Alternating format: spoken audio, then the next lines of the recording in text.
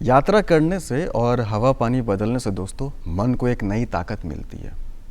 अगर आपकी busy lifestyle के कारण आपको यात्रा के बारे में सोचना तक मुश्किल हो गया है तो दोस्तों अपने दिनचर्या से थोड़ा सा समय निकालिए और यात्रा करके आइए।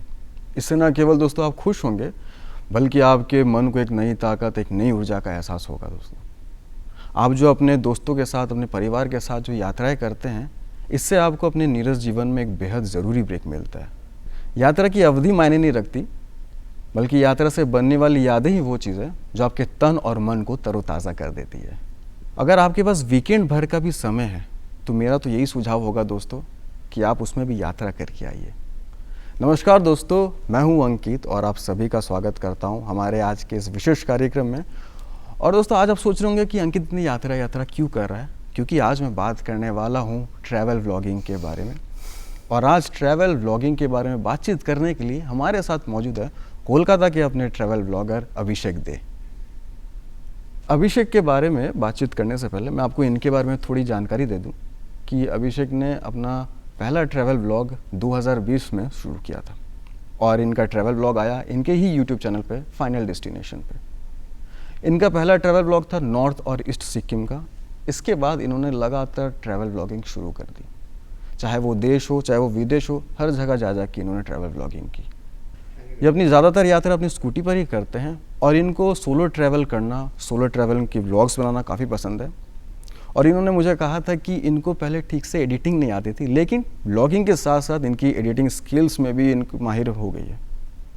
तो अभिषेक जी, आपका बहुत बहुत स्वागत है हमारे आज के इस कार्यक्रम में। नमस्ते। तो अभिषेक जी, जो मेरा जो पहला सवाल मेरे मन में आ रहा है वो ये है कि आप जो ना ट्रैवल व्लॉग करते हैं और ट्रैवल व्लॉगिंग करते हैं, क्या ट्रैवल व्लॉगर्स करते हैं क्या, वो अपना कैमरा लेते हैं, नई जगह जाते हैं, उस जगह के बारे में, उस चीज़ों के बारे में अपने कैमरा में कैद करते हैं और लोगों को दिखाते हैं। लेकिन मुझे जहाँ तक लगता है कि ट्रैवल व्लॉगिंग उससे भी कुछ बढ़कर है। एक ट्रैवल व्लॉगर को शायद उससे भी कुछ कई ज़्यादा मेहनत करनी पड़ती होगी, कुछ अलग तरीके से प्रिपरेशंस लेनी होती होगी।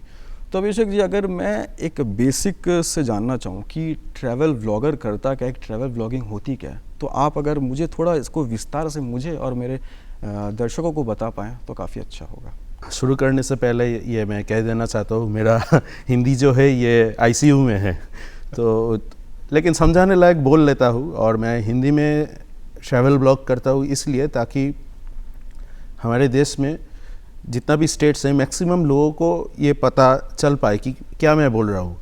मैं जितना समझ पाया हूँ, एक ट्रैवल ब्लॉग दो ही तरीके का होता है। एक होता है जिसमें शॉर्ट्स और सिनेमैटिक व्यू आप आराम से घर में बैठ के देखते हो। उसमें क्या होता है, उसमें आपको बहुत खुशी मिलता है, आपको एक जगह के बारे में इंटरेस्ट बढ़ता है कि हाँ मुझे ये जाना है, आपको इंस्पिरेशन मिलता है, बहुत मज़ा आता है देखने में कि हाँ कभी ना कभी ये जगह जाएंगे, बहुत सुंदर है। लेकिन वो व्यू के वजह से आपको वो इंटरेस्ट जगता है। लेकिन उसके बाद आता है एक सेकंड एस्पेक्ट, आपको जहाँ जाना है कैसे वहाँ पर जाएंगे, उसके पीछे कहाँ रहेंगे, उसके पीछे होटल कैसे रहेंगे, वहाँ पर नेटवर्क कैसा है, मोबाइल नेटवर्क कैसा है। तो बहुत सारा इन्फॉर्मेशन आप ढूंढने लगते हो कि जो जगह, सपोज आप मान लीजिए लद्दाख ही आप मान लीजिए, तो आप जब जाएंगे तो कैसे प्लान करेंगे। तो यही सब चीज़ को अगर हम सिंक्रोनाइज करके इन्फॉर्मेशन ओरिएंटेड एक वीडियो बना पाए, जो दूसरा एस्पेक्ट है, एक फर्स्ट एस्पेक्ट है आपका शॉर्ट्स एंड सिनेमैटिक, दूसरा एस्पेक्ट से इन्फॉर्मेटिव वीडियोस जिस पे मैं फोकस करता हूँ। एक स्टोरी जैसा होता है जिसमें घर से मैं शुरू करता हूँ, सारा एस्पेक्ट्स को मतलब एकदम स्टेप बाय स्टेप फॉलो करते हुए घर तक वापस आता हूँ। और जो तुरंत मेरे मन में एक सवाल आ रहा है कि मैंने जैसे कि कहा था कि स्वास्थ्य के लिए यात्रा काफ़ी अच्छी होती है, तो ये अगर मुझे थोड़ा समझा पाएँ कि यात्रा स्वास्थ्य के लिए मतलब किस तरह से अच्छी होती है, क्या है, हमें क्या करता है ये स्वास्थ्य में, हमारी हेल्थ को कैसे अपग्रेड करता है ये। पहले तो आपका माइंड जो है ना, ब्रॉड माइंडेडनेस, आपको ब्रॉड माइंडेडनेस से सोचने के मतलब वो वैसे आप सोच पाएंगे, आपके अंदर से नेगेटिविटी हटा देगा। बिल्कुल। जैसे आप डेली का कामकाज में उलझे हुए रहते हैं, आप ऑफिस जाते हैं या बिजनेस करते हैं, कुछ भी काम करते हैं, आप अपना घर में बच्चे को लेके स्कूल जाते हैं, आपके घर में अगर आपके बीमार पिताश्री या जो भी है, बूढ़े माँ बाप जो भी है, उसका अगर आप मेडिकल जो आप ख्याल रखते हैं, तो सारे कामकाज में आप उलझे हुए रहते हैं। और इसमें क्या होता है ना, आप बिना चाहते हुए भी एक डिप्रेशन और ये नेगेटिविटी हमेशा आपको थका देता है, आप मेंटली बहुत टायर्ड हो जाते हैं। फिजिकल टायर्डनेस अलग बात है, मेंटल टायर्डनेस और भी ज़्यादा रिस्की है। तो आप जैसे ही घूमने जाएंगे ना, तो आप क्या है, आप अपने रूटीन से, अपने डेली रूटीन लाइफ से आप बाहर जा रहे हो, वहाँ पर आप अलग अलग लोग से मिल रहे हो, वहाँ पर आपको ये भी पता चल रहा है कि मेरा लाइफ में इतना प्रॉब्लम है, उसको आप देखेंगे कि उसके लाइफ में भी कितना प्रॉब्लम है, लेकिन फिर भी वो हंस रहा है। अलग अलग कल्चर से आप मिलोगे, और जैसे आप यात्रा करते हुए जाओगे तो ऐसा नहीं है कि सब कुछ स्मूथ जाएगा, बहुत हर्डल्स आएगा। तो उसको जैसे आप सॉल्व करते हुए आगे जाओगे तो इनडायरेक्टली आपको लाइफ में भी वो स्किल सिखा देगा कि लाइफ का प्रॉब्लम जब आपका आएगा तो उसको कैसे हल करना है। तो जैसे आप घूमने जाएंगे 10-15 दिन के लिए, पहले तो आप अपने रूटीन से हट जाओगे, तो आपका माइंड पूरा फ्रेश हो जाएगा, आप हेल्दी सोचने लगोगे, सब कुछ पॉजिटिविटी आ जाएगा आपके अंदर। और वो जब आप आके आप अपने डेली लाइफ में फिर से अपना कामकाज या डेली लाइफ ज्वाइन करोगे तो आपको पूरा फ्रेश फील होगा, आपको लगेगा कि, आपको लिटरली लगेगा कि आपका एक पुनर्जन्म जैसा हुआ है। तो सब कुछ बहुत फ्रेश लगेगा और आपको कामकाज में मन लगेगा, वो एनर्जी आ जाएगा। तो मैं ये तो हमेशा कहता हूँ, साल में कैसे भी हो, कुछ भी करते हो, आप बिजनेस करते हो या नौकरी करते हो, 15 दिन आप 10 से 15 दिन कैसे भी करके आप खुद के लिए निकालिए, कैसे भी कर घूमने के लिए। उसको तो आपको जाना ही चाहिए। ये सुन के मेरे को काफ़ी अच्छा लग रहा है। जैसे कि आपने बता दिया कि स्वास्थ्य के लिए कैसे अच्छी, ये कैसे हमें एक पॉजिटिव माहौल में कन्वर्ट कर देती है और ये हमारी लाइफ में भी काफ़ी प्रभावित है। तो जो मेरा जो अगला सवाल है अभिषेक, ये मुझे बताइए कि एक ट्रैवल फ्री यात्रा, परेशानियों से मुक्त यात्रा कैसे करें। हम तो जैसे हम आम इंसान क्या करते हैं, सूटकेस पैक कर लिए, अपना निकल गए। लेकिन एक ट्रैवल व्लॉगर के हिसाब से अगर मैं जानना चाहूँ कि एक परेशानियों से मुक्त यात्रा मैं कैसे करूँ, अगर आप इसे बता पाए थोड़ा। प्लानिंग, वन वर्ड आंसर है प्लानिंग। इसके डेप्थ में अगर हम घुसेंगे तो बात ये हुआ, आप कहीं पर अगर आप जा रहे हो तो सबसे पहले आपको जो चीज़ जानना है, आप जहाँ जा रहे हो वहाँ कब जाने से आपको सबसे बेस्ट एक्सपीरियंस मिलेगा। कोई भी जगह आप पकड़ लो, सपोज़ आप शायद, अगर मैं अपना बता देता हूँ, अगर मैं एक बार एवरेस्ट बेस कैंप ट्रेक भी किया था, तो उसके लिए 2 ही सीज़न होता है। अच्छा। एक अप्रैल, एक नवंबर। अप्रैल होता है समिटर सीज़न, जिसमें बहुत बर्फ़ वाला आपको रास्ता मिलेगा। नवंबर होता है जहाँ पर आपको क्लियर स्काई मिलेगा, तो वो होता है उसका सीज़न। लद्दाख के लिए अगर आप प्लान कर रहे हो तो जून इज़ द बेस्ट सीज़न जहाँ पर आप जा सकते हो। तो जहाँ आप जा रहे हो उससे पहले आप देख लो कि साल में कौन सा आपका वो बेस्ट सीज़न है, ये आपका पहला होना चाहिए। उसके बाद ऐसा नहीं है कि आप जा रहे हो, आपका 1 महीने पहले अचानक आपका प्लानिंग स्टार्ट हुआ तो आपका वो ट्रैवल उतना अच्छा स्मूथ सिंक्रोनाइज्ड नहीं रहेगा। कम से कम 5-6 महीने पहले आपका प्लानिंग स्टार्ट हो जाना चाहिए। आपका बिजनेस वगैरह जो हो उसके हिसाब से आप प्लान कर लीजिए, कैसे उसको पॉज करेंगे या उसको कंटिन्यू करेंगे। आपका ऑफिस अगर हो तो आप पहले से लीव अप्लाई कीजिए, 3-4 महीने आप ऑफिशियली लीव अप्लाई कीजिए। अच्छा। और आप एक सबसे पहले, ये तो मैं बोलूँगा, जो ट्रैवल मतलब यात्रा नया से करना चाहते हो, मतलब कभी किए नहीं हो लाइफ में, फर्स्ट टाइम करना चाहते हो, एक चेकलिस्ट ज़रूर बनाइए जिसमें आपको बैग में क्या क्या घुसाना है ये आप लिखिए। लिखने के बाद इससे क्या होता है, आप उसके बाद दूसरा या तीसरा यात्रा जब आप करोगे तो 70-80% आपका वो बाकी सारा जो यात्रा रहेगा उसमें भी कॉमन ही रहेगा। तो उससे आपको पता चल जाएगा कि आपको क्या ले जाना है। लास्ट मोमेंट में कुछ सामान मिस होने का जो चांसेस है वो हट जाएगा। ये जो होटल बुकिंग, ये जो फ्लाइट बुकिंग या ट्रेन बुकिंग जो भी है, ये आप 2 महीने 3 महीने पहले, अभी तो फिलहाल ट्रेन बुकिंग 2 महीने पहले ही होता है। वो सारा नियम तो चेंज हुआ है, तो वो पहले से ही कीजिए। फैग एंड तक कुछ नहीं रखना है, स्टेप वाइज सब कुछ कीजिए। 15 दिन 10 दिन पहले आपका मेन बैग पैक हो जाना चाहिए। आप रख दीजिए आपका डेली सामान का यूज, जैसे टूथब्रश, टूथपेस्ट, ये सब चीज़ छोड़ के मेन चीज़ आपका हो जाना चाहिए। नहीं तो हमारा क्या है, हमारा इंडियन में ही वो मेंटालिटी है, सब कुछ लास्ट मोमेंट में भागते हुए करेंगे। तो ये चीज़ से क्या होता है ना, जब आप घूमने निकल जाओगे तब आपको लगेगा अरे ये तो चीज़ छूट गया, हाँ ये परेशानी हो जाता है। तो आपका जो ट्रैवलिंग एक्सपीरियंस होता है वो तब खराब होने लगता है, क्योंकि आप उसमें उलझे हुए रहते हो कि मेरा क्या मिस हो गया है, उसको कैसे हम मैनेज करेंगे। तो ये प्लानिंग अगर आप सही करोगे पहले से 4-5 महीने रोज थोड़ा थोड़ा करके अगर आप सोचोगे तो आपका ट्रैवलिंग एक्सपीरियंस बहुत ही बढ़िया रहेगा मेरे हिसाब से। तो ये तो आपने प्लानिंग की बात कही हमें, तो मुझे ये बताइए कि इसके अलावा भी और कुछ तैयारियां हमें करनी चाहिए अगर प्लानिंग अगर हम ठीक से नहीं कर पा रहे हैं, तो इसके अलावा और क्या क्या तैयारियां हैं जो एक सफल यात्रा बनाए हमें? देखिए, एक जर्नी के लिए सबसे पहले तो आप कहाँ जा रहे हो उसके लिए ब्रॉड एस्पेक्ट्स ये है, जो खर्चा है, कहाँ रहना है, कहाँ घूमना है, परमिट वगैरह लगता है कि नहीं, यही सब चीज़ जानकारी है। या तो मैं यंगर जनरेशन और इवन मिडिल एजेड जनरेशन को भी कहता हूँ कि ये चीज़ आप खुद से प्लानिंग कीजिए, किसी का हेल्प मत लीजिए, आप खुद से जाइए। इससे आपको प्रॉब्लम सॉल्विंग कैपेबिलिटी लाइफ में, लाइफ स्किल में ये आपका ऐड होगा।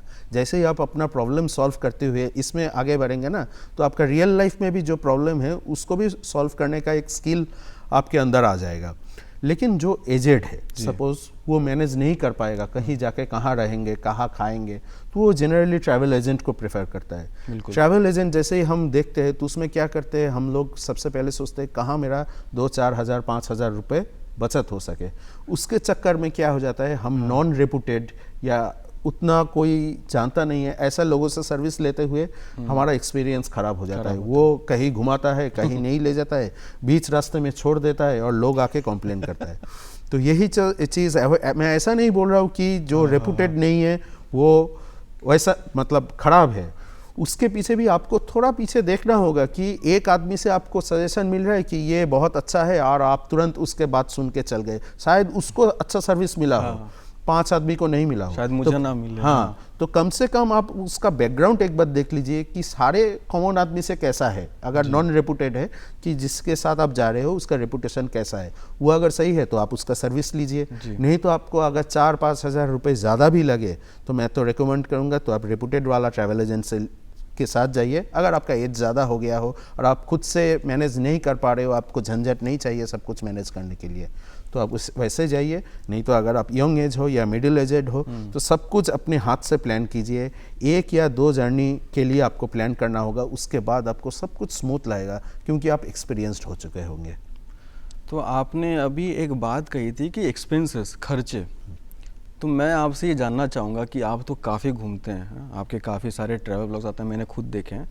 तो जो इम्पोर्टेंट सवाल है कि आप अपने एक्सपेंसेस, अपने खर्चे किस तरह से मैनेज करते हैं? ये चीज़ फाइनेंशियल डिसिप्लिन, ये सबसे पहले होना चाहिए आपके अंदर। जनरली हम इंडियन में एक कैरेक्टर ऐसा बिल्ड हो जाता है कि हम कमाएंगे, कमाने के बाद तुरंत हम सोच लेते हैं कि हमें घर बनाना है या फिर गाड़ी खरीदना है या बच्चे के पीछे इतना खर्चा है या मेडिकल के पीछे इतना खर्चा है। हम घूमने के लिए कोई अलग से बजट रखते ही नहीं रखते।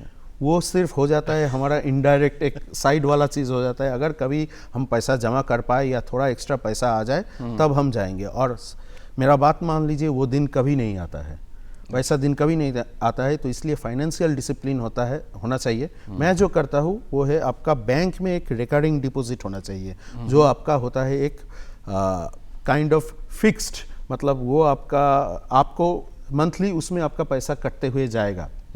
आपका उसके ऊपर कंट्रोल नहीं रहेगा। 1000 रुपये हो, 2000 रुपये हो, जो भी जैसा भी आपका कमाई हो, आप 15,000 कमा रहे हो तो 1000 रुपये आपका घूमने के लिए आरडी में जाना ही चाहिए। आपका उसमें कंट्रोल रहेगा नहीं। आप सोच लीजिएगा नहीं मेरा 14,000 ही इनकम है, तो 1000 करके जैसे ही जाएगा, साल भर में जैसे ही 12,000 रुपये उसके ऊपर इंटरेस्ट जाएगा, वो लेके आप ऐसा मत सोचिएगा। फिर आता है आपका दूसरा की सोच, जैसे आपका वो पैसा आए वो लेके आप एक तुरंत मोबाइल खरीद लिए।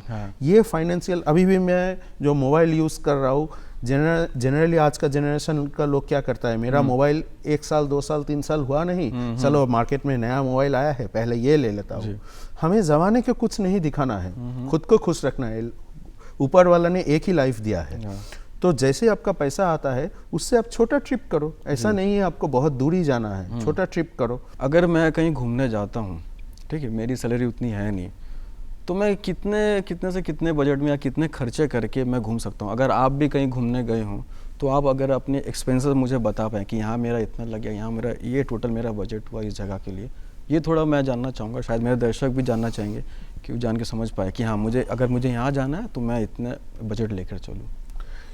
ऑब्वियसली ये तो आपका डिपेंड करेगा आप कितना डिस्टेंस या कितना दूर जा रहे हो, कौन से जगह जा रहे हो। मैं 2 एग्जांपल ले लेता हूँ। मेरा जो ट्रैवल वीडियोस है उसमें मुझे खास करके जो मुझे सबसे पसंद है, जिससे मेरा रिकॉग्निशन हुआ था, वो है Everest base camp track, solo trek और लद्दाख का सोलो राइड ऑन स्कूटर। तो ये दोनों का अगर मैं खर्चा मान लेता हूँ, मैं कोलकाता से यहाँ से गया था लद्दाख का, तो उसमें मुझे जितना मुझे याद है, मेरा जाना आना, पेट्रोल, रहना, खाना पीना सब कुछ मिला के मेरा अराउंड 52,700 कुछ खर्चा हुआ था 26 दिन के लिए। वो खर्चा भी क्या होता है, पर्सन टू पर्सन वेरी करेगा। क्यों? मैं अकेले गया था, मैं अकेले हर होटल में अकेले रह लिया, एक एक दिन के लिए 1,000 रुपये गया, तो 26 दिन का 26,000 रुपये पड़ता है। लेकिन बहुत लोग अगर दोस्त के साथ जाता है तो क्या करेगा, वो रूम शेयरिंग में रहेगा, तो 500-400 में भी रूम मिलता है। तो आपका मेरा 52,000 लगा है, मतलब ये नहीं कि आपका भी 52,000 ही लगेगा। आप वही 26 दिन का ट्रिप शायद आप 40,000 में कर लिए। तो ये डिपेंड करता है आप कौन सा अप्रोच लेते हो। आप अगर शेयरिंग में रह सकते हो तो आपको ये बहुत कम खर्चे में हो जाएगा। जर्नी में आप ज़्यादा से ज़्यादा अगर आप कैंपिंग करते हो, अपना टेंट लेके जाते हो, तो उसमें आपका रहना खाना ये सारा चीज़ तो हट ही जाएगा, तो उसमें और कंट्रोल हो जाएगा। एक लद्दाख ट्रिप आप आराम से 40-45 हज़ार के अंदर आप करके आ सकते हो आराम से। 20-25 दिन के लिए आप पेट्रोल का अगर लगा देंगे 50,000 से ऊपर जाएगा ही नहीं। वैसे ही अगर आप एवरेस्ट बेस कैंप का ट्रेक करते हो, उसका 2 रूट होता है, एक फ्लाइट से लुकला होके जाने का और दूसरा है एकदम ट्रेडिशनली एकदम नीचे से ट्रेक करते हुए जाने का। तो नीचे से ट्रेक करते हुए अगर आप जाएंगे तो एवरेस्ट बेस कैंप गोकियो चोला सर्किट का आपका कम से कम आ जाएगा 35,000 to 40,000। और अगर आप फ्लाइट से जाएंगे विथ परमिट सब कुछ मिला के आपका आ जाएगा 65,000 to 70,000 के आसपास, क्योंकि आपको नेपाल तक जाना है, फिर नेपाल से एक लोकल फ्लाइट लेना है लुकला जहाँ से आपका वो वर्ल्ड का डेंजरस एयरपोर्ट है, मोस्ट डेंजरस एयरपोर्ट। रनवे इतना छोटा है, 1 टेक ऑफ में वो लैंड होता है। इवन अगर आप वो सीरीज़ देखे होंगे उसमें मैं वो फर्स्ट एयरपोर्ट है जहाँ पर लैंड करने के बाद अंदर पैसेंजर्स ने ताली बजाया था। मतलब कोई गारंटी नहीं है कि आप लैंड करोगे, इतना छोटा सा रनवे है, एक ही चांस में टेक ऑफ, एक ही चांस में आपको लैंड करना होगा। तो वैसे ही है, मतलब इसी के हिसाब से आप जितना नज़दीक जाओगे उस हिसाब से आप लद्दाख के लिए आप लेके चल सकते हो। अगर आप पहाड़ में हो तो आपका दिन का 1,500 से 2,000 रुपये खर्चा होगा। हाईवे में अगर हो तो दिन में आपका ज़्यादा से ज़्यादा 3,000 रुपये खर्चा होगा। हाईवे में ज़्यादा क्यों? क्योंकि आपका पेट्रोल ज़्यादा लगेगा। हाईवे में जैसे ही आप रहेंगे आप ज़्यादा डिस्टेंस कवर करेंगे, पहाड़ में तो आप छोटा छोटा डिस्टेंस जाएंगे ना, देखते हुए जाएंगे। तो यही चीज़ आपको प्लान करना है कैसे जाना है।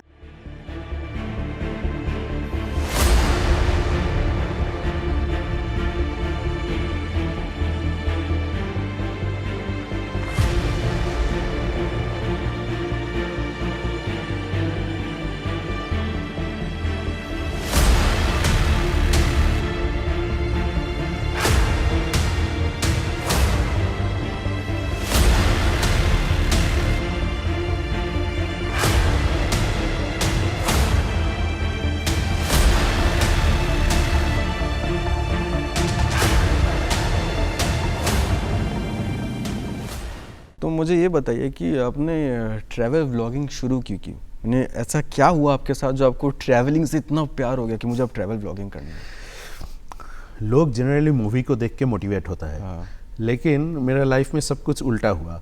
मैं कॉलेज लाइफ में गया था हिमाचल में, कोलपा, किन्नौर, चिटकुल।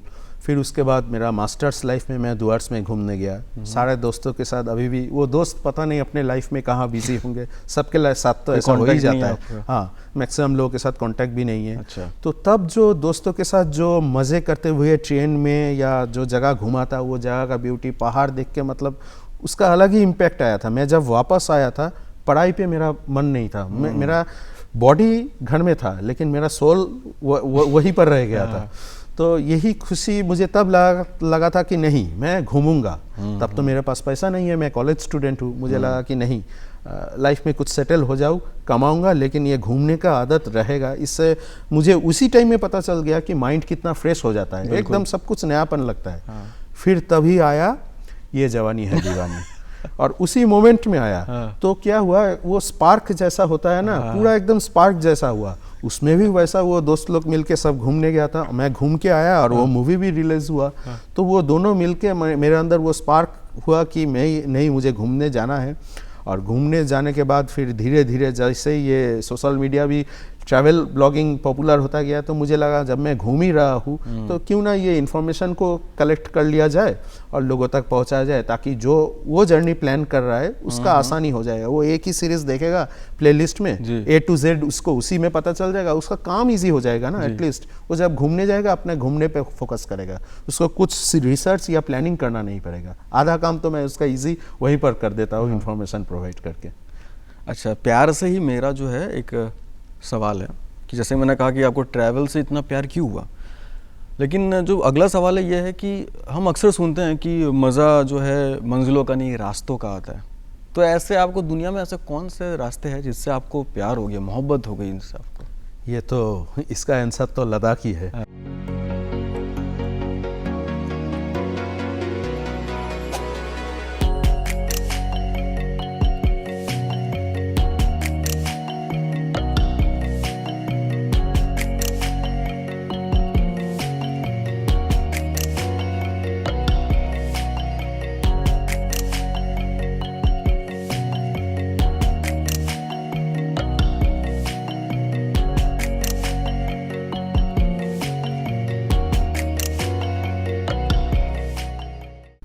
लद्दाख राइड का जो मैं सोलो शुरुआत किया था अपने स्कूटर से, घर से कोलकाता से, तब तो लगा था कि मैं कितना कर पाऊंगा।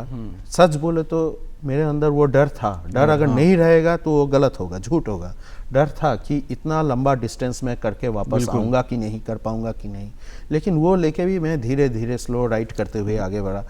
लेकिन मनाली से पहले एक छोटा सा एक्सीडेंट भी हुआ था, पत्थर गिरा था तो मेरा स्कूटर उसके ऊपर चढ़ गया। तो लद्दाख आने से पहले ही मैं मेंटली थोड़ा पीछे चला गया था। एक एक्सीडेंट होने से क्या होता है, मतलब एक्सीडेंट नहीं, मैं गिर गया था तो मेंटली थोड़ा पीछे चला गया था कि क्या होगा, स्कूटर टूट गया। लेकिन उसी स्कूटर के साथ जैसे ही मैं लद्दाख की तरफ आगे बढ़ता गया, वो नज़ारे, वो रास्ते जो मैं डेली लाइफ में नहीं देखता हूँ, वो रास्ते में आपको हर पल मैं अपना कैमरा ऑफ नहीं कर पा रहा था। रिकॉर्ड तो कर रहा था ट्रैवल ब्लॉगिंग के लिए, मेरा बैटरी ड्रेन हो जा रहा था, मैं कैमरा ऑफ नहीं कर पा रहा था। हर मोड़ में एक नया व्यू, एक नया सीनरी। ऐसा लग नहीं रहा था कि मैं प्लेनेट अर्थ में हूँ, मुझे लग रहा था मैं कहीं और हूँ। ये एक सिचुएशन। और दूसरा उससे पहले हुआ था एवरेस्ट बेस कैंप ट्रेक में। वो भी जब मैं गया था, सोलो ट्रेक किया था। लोग जनरली छोटा मोटा ट्रेक करके एवरेस्ट बेस कैंप के लिए अटेम्प्ट करता है। मेरे लाइफ का वन एंड ओनली ट्रेक अभी सिर्फ एवरेस्ट बेस कैंप ही है। मैं कोई ट्रेक किया नहीं, मैं सीधा एवरेस्ट बेस कैंप ही गया था। और ये मैक्सिमम लोगों को अभी तक पता ही नहीं। जो लोग देखा है शायद उसको भी पता नहीं कि मेरा लाइफ का अभी तक वन एंड ओनली ट्रेक वही है एज ऑन डेट। तो उस टाइम में भी जब मैं अपना तिरंगा लेके एवरेस्ट बेस कैंप के ऊपर, मेरा पैर लेफ्ट लेग के ऊपर पूरा डार्क ब्लड जम गया था, नाक से खून आया था एक्लीमेटाइजेशन के वजह से। लेकिन फिर धीरे धीरे सब कुछ सही हुआ। और वो तिरंगा लेके जब वो एवरेस्ट बेस कैंप के ऊपर अपना झंडा लहराया, वो एक मोमेंट। और उमलिंगला में जब मेरा गाड़ी नहीं चढ़ पा रहा था, तब इमोशनली मैं बहुत वीक हो गया था। लेकिन कैसे भी करके खुद को संभाल के जब मैं उमलिंगला में पहुंचा, वर्ल्ड्स हाईएस्ट मोटरेबल रोड, ये दोनों जो लाइफ में मेरा ये है मोमेंट है, ये शायद ही मैं कभी भूल पाऊंगा। ऐसा लगता है कि कुछ अचीव कर लिया, ऐसा लगता है। मैं बहुत कुछ कर चुका हूँ, स्काई डाइव ये वगैरह सब कुछ कर चुका हूँ। लेकिन ये दोनों जो मोमेंट है ना, ये मैं लाइफ में कभी नहीं भूलूंगा। लद्दाख के रास्ते और एवरेस्ट बेस कैंप में अपना तिरंगा को लहराना।